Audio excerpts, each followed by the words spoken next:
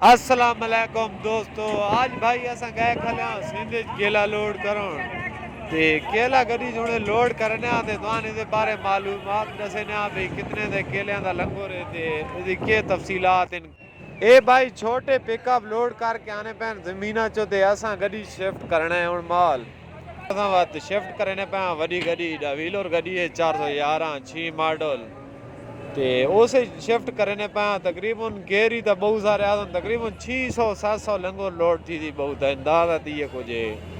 دیکھو مزدوران دی حالت دے دیاں کتنے لنگور لوڈ کرنے دے کے وادوں آنا ہے۔ اے بھائی ڈالے تے ڈرام رکھی پین نیزے وچ کیلا تے دھوئنے شیمپو تے سرف لا کے کیلن صحیح صاف کرنے نالے تا دے ان کن جاب کے رکھنے نو تو پیکنگ ٹھیک ٹھاک کرنے اے بھائی ان دھوئنا کھلا کیلے اے بھائی تقریباً 2-3 دیہڑاں دے وچ کیلا پک وینا ہے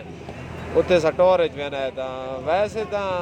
اتنے سارا کیلا کچا ہے کوئی کھاؤن دے قابل ہی کونی۔ اس لنگور دی قیمت تقریباً 4 تو 500 مالیت مطلب ایک لنگور دی قیمت ہے تے کیری اس حساب تے وکدا ہے مطلب 600 تو جیڑا چتری والا کیلا ہے تو وہ تو مہنگا کیلا ہے تے اللہ دے حکم نال اساں کیلا تو بہت ہیوی لوڈ کرنے پہ جو کھڑنا ہے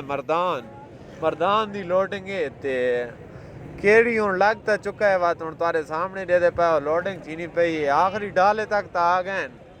تے بھائی ہنا ایک اور ڈالے ہی ڈوا گئے ڈالے دا جو ڈرور ایک اور میرے کولو بیٹھا ہے کیسر بھائی پتریر یہ تے میں وینے ہونے سے لانگی تے کنہیں نہ کنہیں منتہ کرے آتا چلاؤں ڈینا ایشنا تے بارال ہون تا بس گزارا ریڑ گندے آسا ہی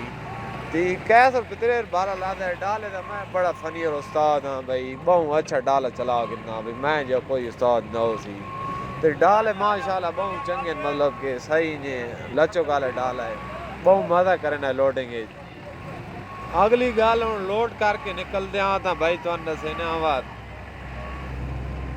اے بھائی اساں لوڈ کر کے نکلے وینے ہاں میں گڈی دے کیبن تے چڑھا وداں تے دوترا لنگور اتے پین جڑے گار کن دیتے نے گار کھڑے نے ویسن دا اوکا سوک تے چلو اللہ اے بھائی سادہ عمران استاد اس بھائی فرمائشی فوٹو چکوائیں وطا ساں کا چلو بھائی دے ویڈیو لا لینے عمران بھائی دے فوٹو ٹھیک ہے اللہ حافظ۔